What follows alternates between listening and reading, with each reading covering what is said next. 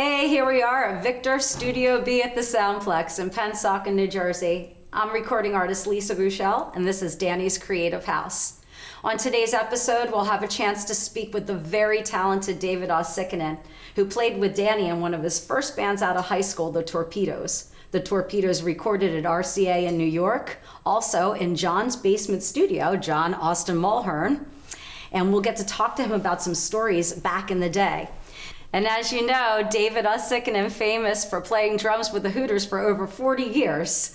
He's also become one of the founding members of the band, as well as his new project, or fairly new project, In the Pocket, which is his Philly-based band. So we'll get to talk with him about all of his amazing talents, and we're gonna go full circle. And after we discuss Danny's time with David back in the day, we're gonna come up to the present and how the Danny DeGennaro Foundation Scholarship Awards are helping talented musicians today. We'll get a chance to speak with Dia Rue, who's part of the new generation of musicians following in Danny D's footsteps. So stay tuned for some very interesting discussions and some awesome music here on today's episode of Danny's Creative House. We are here with musician, singer-songwriter Dia Rue. How you doing, girl? How are you? Good. Thanks so much for joining us Thank today. you for having me. Yes. Now, you know what I noticed reading over all that you've been up to? You are a very busy performer and prolific artist. Oh, thank you. Yeah, it's you have like a lot of different projects going on at one time simultaneously. So, yes. Yeah. So I wanted to talk with you about all that you've been up to. Now, you are the Foundation's 2019 Scholarship Award winner from it came as a surprise and a huge honor. That's really awesome. To be awarded that. Yeah, how has working with the foundation helped your career, moved you along with your art? I first heard about them when John Austin Mulhern came to Bucks because he was going to set up a songwriting seminar. And I think that it might have turned into more of like a regular thing, but COVID kind of shut down school in person. I think the month like after that seminar happened. So the John songwriting seminar was one of the last times I remember being on campus that entire year. So John came, I signed up for it. I went. It was very, very informative. And what I really loved about the seminar is that it gave every single student in the room the opportunity to perform, which I thought was so cool because sometimes you go to these seminars and it's very much like educational in a sense where they're teaching you about the business or they're teaching you about, and he did all that too. But then at the end he was like, all right, I want to hear you guys. And I just thought that was so awesome. So I got a chance to perform one of my songs, Magic Rabbits, which we're going to be doing today.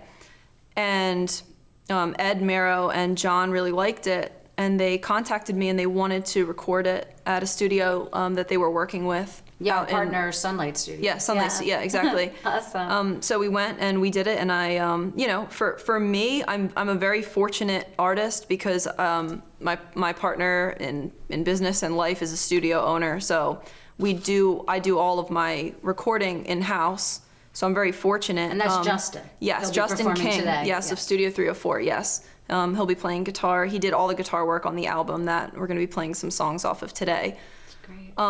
So for me, it was just like an awesome, fun experience to come see how Sunlight does things, and I got to bring in Mike Bucci and Tim Hagen, who are two phenomenal musicians at Bucks, who are very interested in doing session work. Okay. So for them, it was an awesome opportunity. So my roundabout answer to your question is that the foundation is giving artists so many resources that they otherwise may not have access to, like studio time in a professional studio like Sunlight. And for guys like Mike and Tim who want to do session work, the opportunity to come into a studio and do that work. Yeah, you learn about it, you hear about it, but now you're hands-on. While you're in music school, that's huge. So I love what the foundation is doing. Oh, that's terrific. Okay, well, good. I'm glad that all worked out.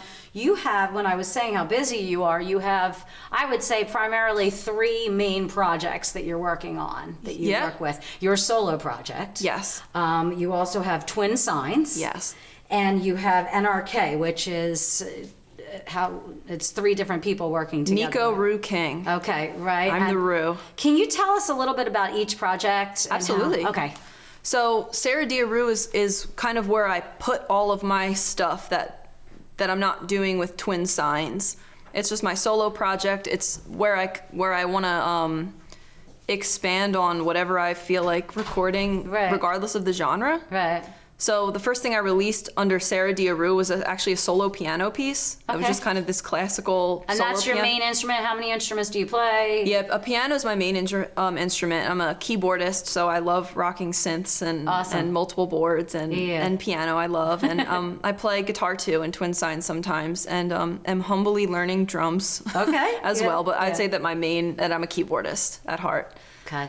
So I put out that piano song, and then I had this group of songs and I kind of like to have a group of songs. Okay. That I love albums. Yeah. And I know that in the DIY like musician era, everybody talks about putting out singles and like it's the way to go, but I just love albums. I hear you. And so I just kind of categorize songs still in that way. And so I had a group of folk songs that I really wanted to kind of like do stripped down. I didn't want to play on this album. It was going to be the first Dia Rue album. It's really an EP, but you know. Yeah. And so Justin King did all the guitar work on those 6 songs, and I sang, and that's out. Okay. And that's called Comfort Through Your Bedroom Window. And that was the first like full-length project that I released under my solo project.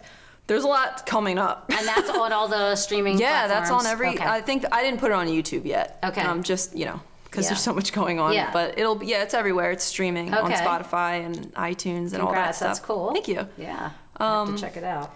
Yeah, and Dia Rue, I just kind of record whatever I'm feeling at the time, and it's going to go some places that don't make sense genre-wise. Right. I'm going to hop a lot of genre timelines, if you will. Good for you. Yeah. Twin Signs, on the other hand, is this this force of nature rock band that organically just kind of happened because Justin King contacted me before COVID. Well, it was during COVID, but I was still kind of gigging with the cover band that I was with at the time.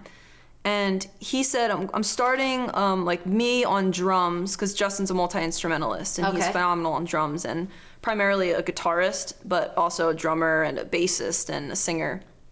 And his main band, Quiet Jack, it was in the midst of recording an album, but he contacted me and he was like, me and this bassist, Jay Stolness, want to put together a little 2-piece group with the idea to back singer-songwriters who need session players. Okay. And he had heard me out. I was like I was playing out like 6 nights a week at that time, so he knew kind of like my stuff, and he's heard some originals, and he said, like, do you want to come over and kind of just like show us some of your stuff and maybe it will work out? And I said, yeah.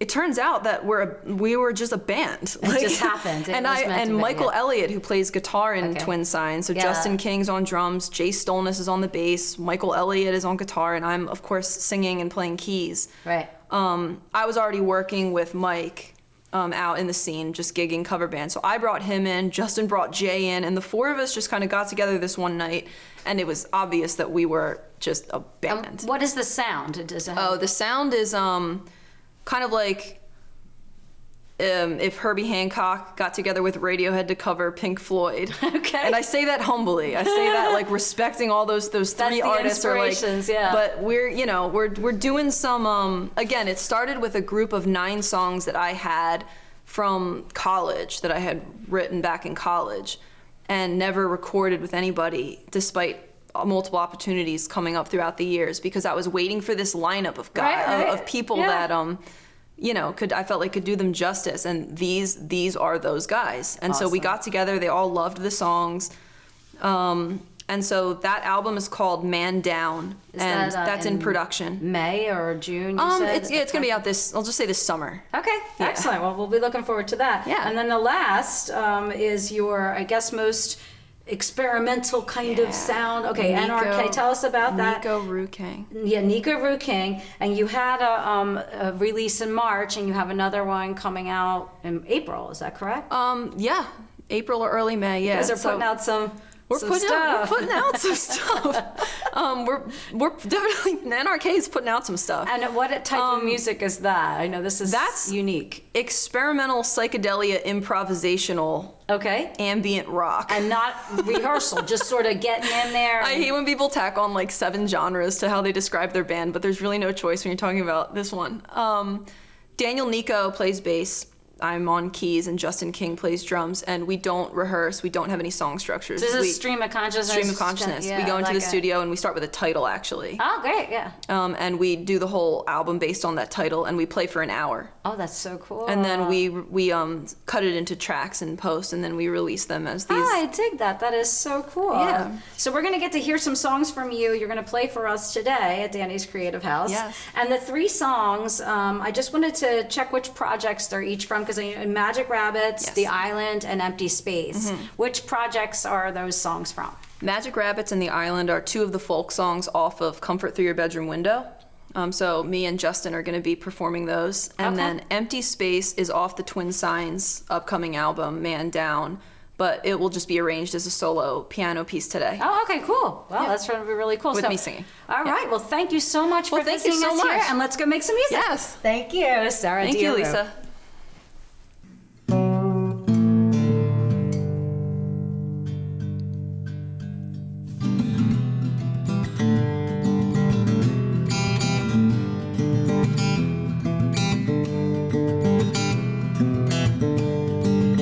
Over the years, I've gotten close with your friends and enemies. They call you strange for disappearing and say you're probably better off. They compliment me on my posture and the way I look in nice clothes. I'd like to get back to the woods, but I'm scared to go alone.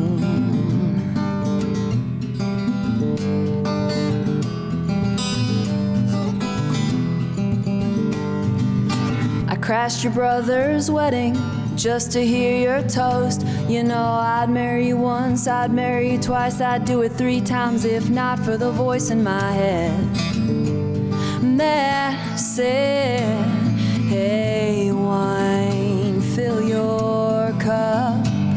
The wait is long, empty's mine. Fill your cup. The wait is long, empty's mine.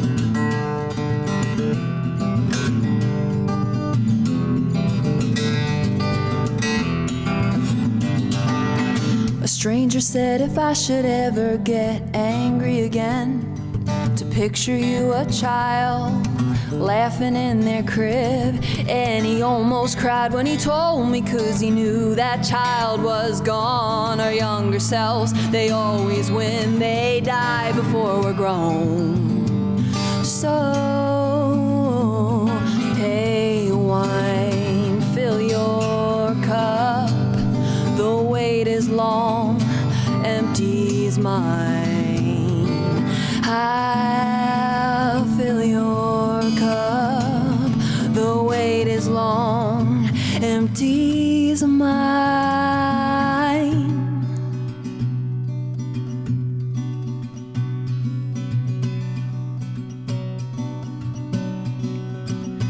Like wine emptied from my cup, I watch the world chew her up. Years ago, just a flower, blooming beauty buttercup. Like wine emptied from my cup, I watch the world chew her up. Years ago, just a flower, blooming beauty buttercup. Like wine emptied from my cup, I watch the world chew her up. Years ago, just a flower, a blooming beauty buttercup, always plucked before it's time, time, time. Do you like butter? Killed the rhyme.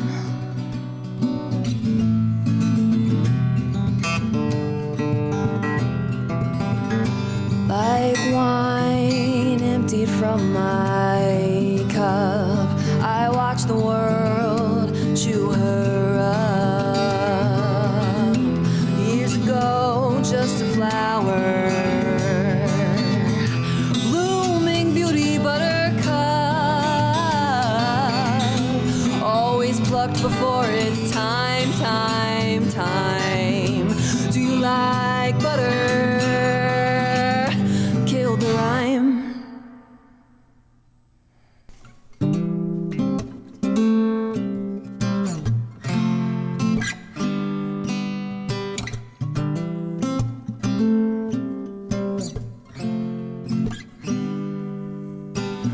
I shouldn't be left alone,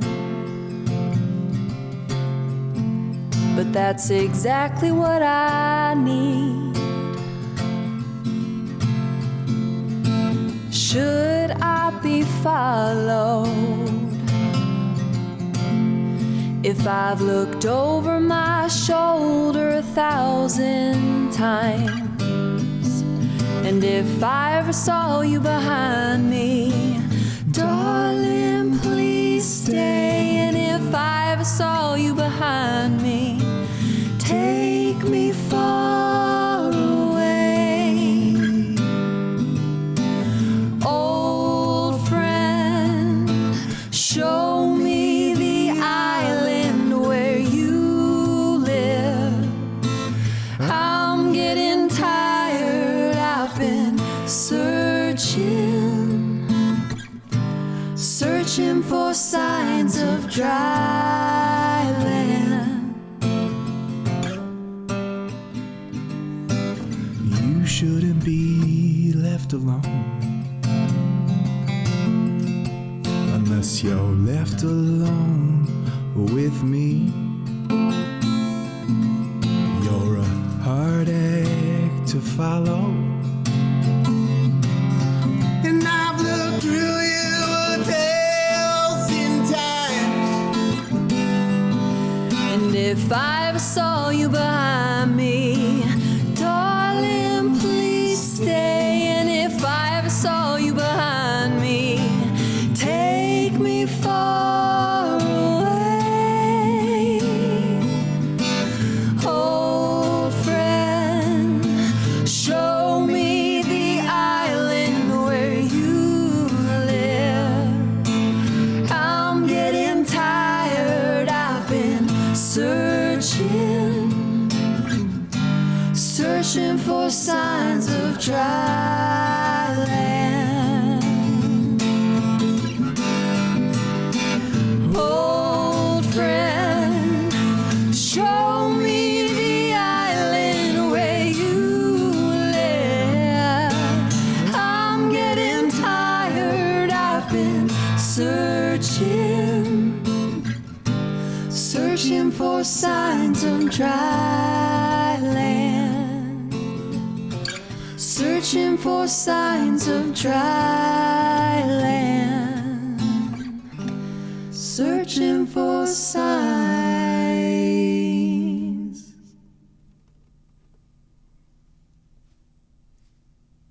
Hey, we're here with David Uosikkinen, producer, recording artist, great talented drummer. How you doing today, David? There you go. I'm doing well. Thank you so much for visiting us. Yeah, it's great to be here. You know, it's funny, when I walked in, I said, I think about 10 years ago, I was in this very same building and I recorded something, or I rehearsed with Smash Palace for the first time in here, yeah. Oh, I didn't So I knew it, but at the same time, when I drove up, I couldn't figure out how to get in. So, yeah, it is a little tricky, but it's an amazing complex, you know? Wow. It's really come along. It's just So we wanted to talk with you about a lot of things today. I guess we'll start with the early days. You were in these guys. Yeah, the Torpedoes. Now this is one of Danny's first bands out of high school, right? This is you. Yeah, it's funny. Yeah, and the Torpedoes. By this time, Danny was already a legend. And like growing up in Levittown, I mean, I've heard about Danny since I was 10 years old. Oh, okay. Wanted to play. You know, he was a local legend. You know, and he earned that. You know, I mean, I remember going to a school dance. I went to a middle school in Bristol, FDR, and I went to a school dance, and he had a band called the Excaliburs, and they were playing. Yes, I've heard of that. And Danny, they did a Wilson Pickett, James Brown, all funk stuff.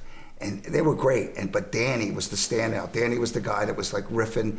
And he sounded like Steve Cropper when he was 15 years old or 14 years old. Yeah. He was amazing. He was just so cool. a ridiculous guitar player. And then, every band he played in, we'd always hear about. And I met him at that gig, but I didn't really start playing with Danny till I was about I think around 18 years old. Okay. So we played in a few. He would come and sit in with some other bands that I had. You know how musicians do. Yeah. He'd come hang out. Me and my buddy, this guy right here, John Kuzma, and Danny, and Bobby had a band. No, Bobby wasn't involved yet, but we had a band, and Danny would come sit in with us, and then eventually he asked us to come record with him. Oh, so that's cool. how it kind of started, and that's really like how the Torpedoes evolved into being the Torpedoes. Right, and you played the packed houses locally. Yeah, I mean, we used to play. There was a little bar called, I think it was the Club Capri. Okay. And when we played there, we'd get a lot of people there. Like all the local places, we would pack them in. Yeah. I think you paid like about $1 to get in. Right. And then maybe you get a beer with that. Yeah, right. And then people walk out of there like, oh. But it was like, it was a lot of fun playing with him. It was great. That's awesome. And you had a chance to record at RCA in New York with this band with John Austin Mulhern, our jam president of the foundation. And also in John's basement studio, I think. Yeah. So tell us a little bit about the recordings. Yeah. Well, that whole RCA thing was really the thing that, like, none of us really, I mean, we were just getting into recording. Right. And Danny came on, we thought he was great, but then he had that big carrot that he wagged in front of us, saying, hey, you want to come record with me in New York at RCA? Yeah. We were like, yeah, okay, where do we sign up? So, but we would get the studio at on-off hours. There was a guy named Ray Hall, who was he worked at RCA. I think maybe he was like a staff engineer there. He gave Danny, studio time. So we went up on, I think we started our sessions usually around 11 o'clock at night. Right. We usually leave there about 5 in the morning, 6 a.m. And it was a phenomenal experience for us. We'd go in there, and John Mulhern would join us. Right, John. And we would just record the songs that Danny was writing. Matter of fact, I think we even wrote some stuff. We recorded stuff that John Kuzma wrote as well. Okay. We didn't know what we were doing. We went in as a band. We were cutting live. Yeah. And we didn't know really anything about getting sounds. Right. But what we did have is the best mics. Right. We had a great engineer. We were green, but raring to go, Yeah. Are those recordings available today still? I don't know where they are, boy. I would love to hear them. Interesting, right? I know that I've got some recordings that we did with John at his studio. Okay. Which was a great place. Yeah. And John was really kind of ahead of the curve because he knew, he knew how to put a mic in the right place, and he knew that it was important to play in time. So, he would stress the importance of that kind of stuff. And so it was great. But those recordings, I know we have those recordings, but the RCA recordings I'd love to get a hold of. Yeah. So would I. Yeah. So playing with the Hooters for over 40 years. And just tell me a little bit about, I wouldn't even know where to start with that, a little bit, like how that began. Thank you. It's... when I look at the Torpedoes, there's 3 of the guys in that band that end up going, like, Danny went off to do something with the guys in Kingfish, and it was great. And then we had to figure out what we were going to do. And Rob and Eric were putting a band together. They already had to deal with Arista. And I knew that band called Baby Grand. Okay. So I was familiar with that band, and I listened to their music. And they asked me to come record some demos with them, so I did that. And then Eric came and like again, musicians playing with other musicians. He jammed with us, and he said, "What about those 2 other guys that you played with?" And then we invited them, and that's how kind of the Hooters started. That's awesome. The 5 of us. What great songs and just, but at the time we didn't. Those guys wrote songs. I remember there was a song called Solid Rock, which I still would love to record today. Man in the Street, which you can find on some recordings, was a ska number. But we were doing ska versions of like the Yardbirds. Oh, okay. And interesting. the Stones. We would just kind of do our own versions of the songs, and then kind of when we would play a bar, if we played we played a lot of the same places. The Torpedoes played. We would kind of throw our original stuff in there to see if people were going to sit down. You know what I mean? They're either like going to test it, react to it. Yeah. And I remember the very first place we played, a guy said he kind of didn't get it. So we went to a bar down the street to play, you know, sometimes because it was a little different. We were doing rock and roll with a ska feel. And that had its day. I mean, we opened for The Who in '82. Okay, great. At JFK Stadium. And then what happened was the Cyndi Lauper thing happened. Rob and Eric worked on that record. I didn't play on that record. Those guys did, all that. Rob wrote Time After Time. Yeah, great. And massive song. And after that break, they called me up and wanted to reform the band. Mm-hmm. And we're putting the band back together and everything. And so we invited, John was doing his thing. And I was kind of disappointed because I would have loved him to keep going with us, but it didn't happen. Yeah. And John and Bobby didn't join the second, I don't even know how you... Iteration. Yeah, there you go. I always look like, what do you call this? But we got Rob Miller and John Lilly to join the band. That was 1983. We made an independent record. It sold, I think, something like over 100,000 records, which was really impressive. Yeah. Signed with Columbia Records and had some success, you know. Big time. Yeah, it was good. I mean, Live Aid was huge. Years later, you look back and you think about how it was the first real satellite concert, something like that, of that magnitude. Yeah. And, there were people in Australia. We just got signed to Columbia. A record came out, and people were seeing us in England, Australia, Japan. Yeah. And then we, of course, promoters start showing interest in us, and we start playing these places. And it was a wild ride. I mean, those few years right there with the Hooters were amazing. Cool. I could look back with, it was good. Rob Hyman actually played keyboards on one of my songs. Oh, did he really? That's dropping on my new record coming out. Yeah. Oh, he's he's amazing. He's amazing. I mean, Rob is he's El Jefe, man. He's the boss. And he really is our boss. I mean, Eric and him are partners, but Rob really, if there's one person I've learned, and I learned so much about the music business from him, and just the way that, what I'm doing, and he's just great. I can't say enough about that guy. Yeah. Great. Well, it's an amazing band, and a couple of years ago, maybe it was like a year or two ago. What did he play on? What did he do? He played keyboard on my song Heaven on Credit, which will be out on my new Jump In record coming out. I can't give you the exact drop I'm looking forward to hearing that. But we mastered it yesterday with a friend of yours. With my friend Phil. Yes, Phil Niccolo. The great Phil Niccolo. He was awesome. Very cool. And a couple of years, I want to say 2 years ago, I'm not good with how long time goes by, but I ran into you when I first met you at an airport, headed to LA. I was going to play. You guys were going out with your project In the Pocket. No, it was the guys from In the Pocket. Okay, because I see. But we were doing. It was Kenny, Charlie Ingrid from the Soul Survivors. Okay, and Phil was probably Greg Davis. there. I beg your pardon? Was Phil there? Phil was there. Exactly. So it's crazy. Because Phil was engineer, which was odd. It was a session we were doing for a cosmetic company. Well, look, musicians have to work. Yeah. So they said, hook me up with some cosmetics. We're doing right, exactly. And we were asked to play on a commercial for. We were in when they said, when you play the song Tighten Up. Remember Archie Bell and Joel's Tighten Up? So we recorded that song at Paramount Studios, and it was Kenny, Greg, myself, Neil Larson from, Neil Larson's played with a lot of people, great keyboard player, and Phil was the engineer. And the odd thing about that session was that Paramount is just like a world-class studio.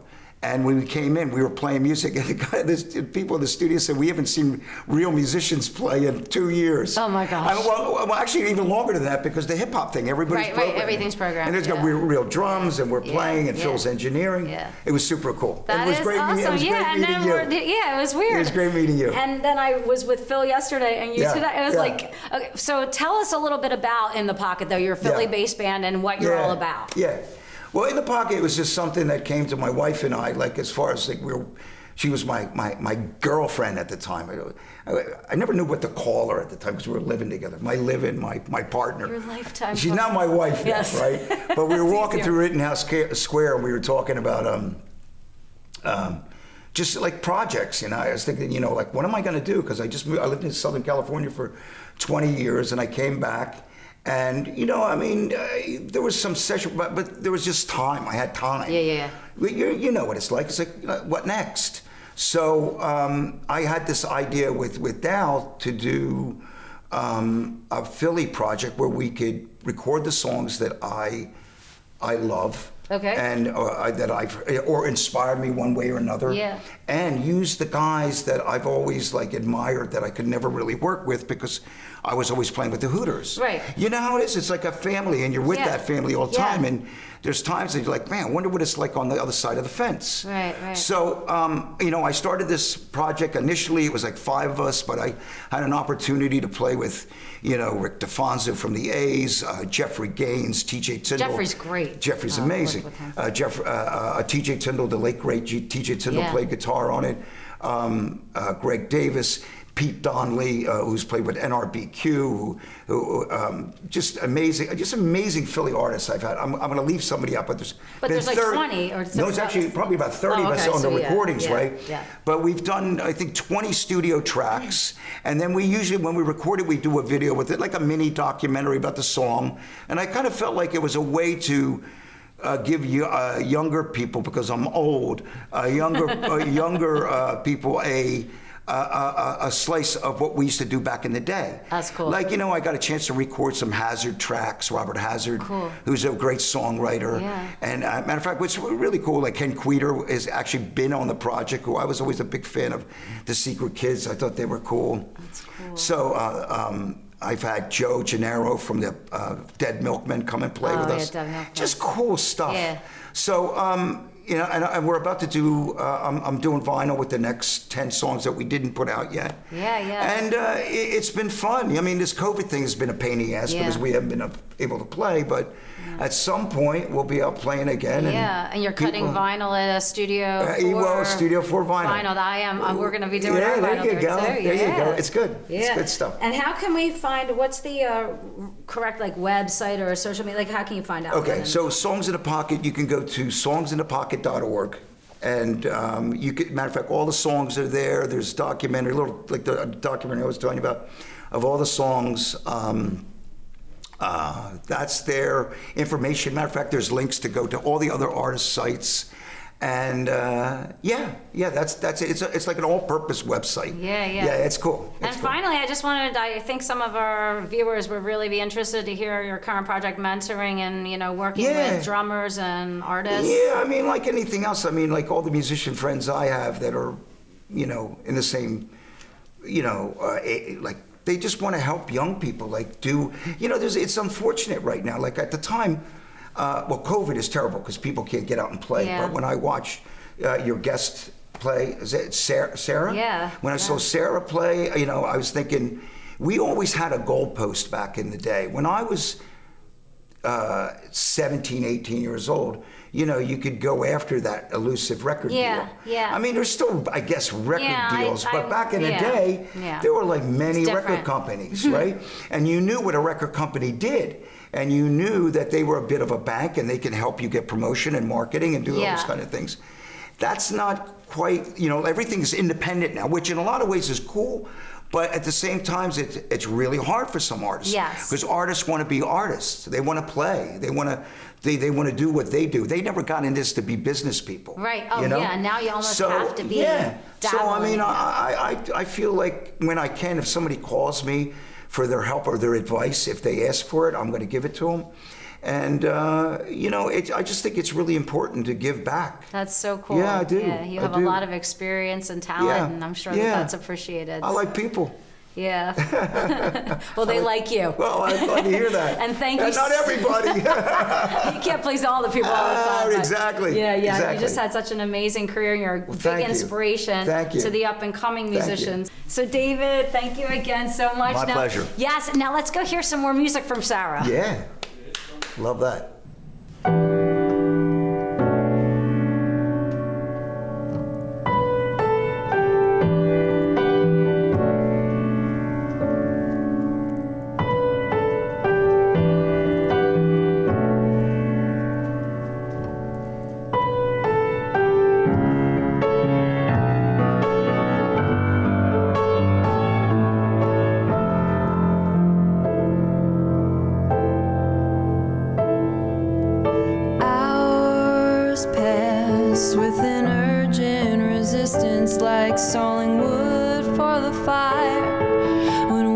winters come over too soon, and you're dripping from me one drop at a time. Sap from my pores, sap from my eyes.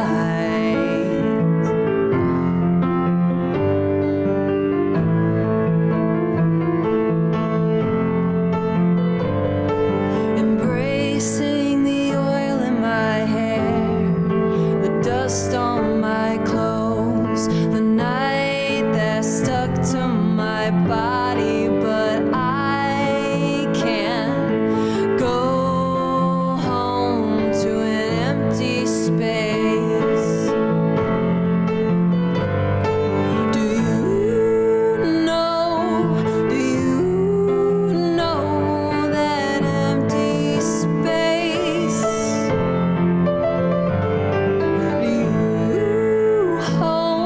Are you home in that?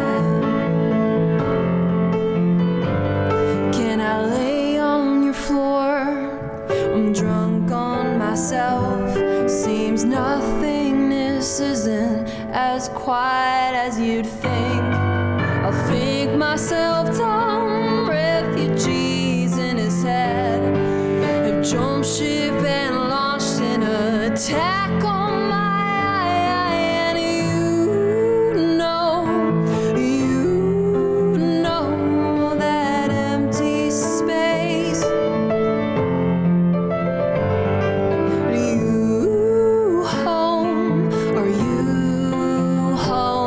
in that?